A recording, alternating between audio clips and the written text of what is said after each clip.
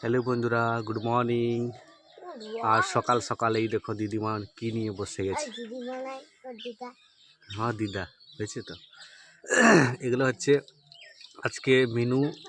দিদিমার হচ্ছে আজকে কাশি, আর সেই জন্য আজকে সকাল সকাল এই দেখো বাসক পাতাকে ছেঁচছে, হ্যাঁ, তেতো করে। এটা রসটা এখন কিন্তু খাবে, আর এটা প্রচুর তেতো। দেখি মিনু খাবে বলছে, মিনু খেতে পারবে? হ্যাঁ,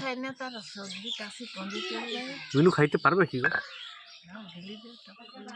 আহা, গন্ধটা শুনেই তো আমাকে কেমন লাগছে রে বাবা। একটু খাবো নাকি?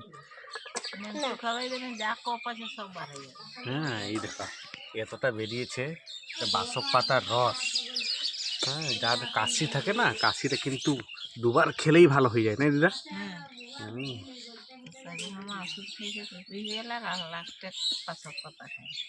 ভালো হয়ে গেল।